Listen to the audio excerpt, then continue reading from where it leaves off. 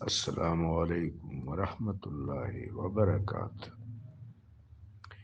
اللہ تبارک و تعالی جل شانہ نے انسانوں میں جتنے انبیاء علیہم الصلاۃ والسلام بھیجے، جتنے رسل عظام علیہم الصلاۃ والسلام بھیجے، وہ تمام خلائق کے لیے اللہ کے رسول اور نبی ہیں۔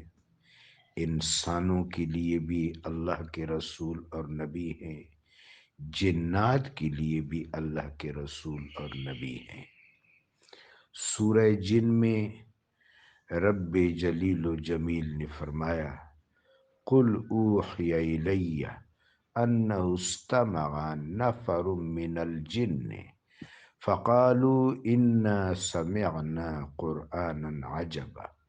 اے میرے حبیب لبیب صلی اللہ علیہ وسلم، آپ فرما دیجیے میری طرف وحی آئی ہے کہ جنوں کی ایک جماعت نے قرآن سنا اور انہوں نے کہا ہم نے عجیب قرآن سنا، ہم بہت لطف اندوز ہوئے، ہم نے ہدایت کا سرور پایا۔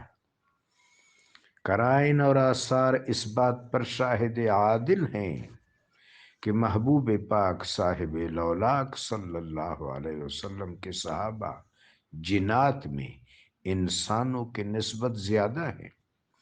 سیدنا عبداللہ بن مسعود رضی اللہ تعالیٰ عنہ فرماتے ہیں، رسول اللہ صلی اللہ علیہ وسلم ایک جگہ مجھے لے گئے، وہاں مجھے بٹھا دیا اور پھر قدرے دور ایک جگہ پر رونق افروز ہو گئے۔ میں کیا دیکھ رہا ہوں کہ قطار اندر قطار کچھ نفوس آپ کے پاس آ رہے ہیں اور آپ کے دست مبارک پر بیعت کر رہے ہیں۔ یہ دراصل جنات تھے جنہوں نے سرکار دو عالم نبی رحمت صلی اللہ علیہ وسلم کا شرف صحابیت حاصل کیا۔ تو تمام انبیاء اور رسل جو انسانوں میں آئے ہیں وہ جنوں سے بھی مخاطب ہیں اور جنوں کی طرف بھی مبعوث ہیں۔ جزاکم اللہ۔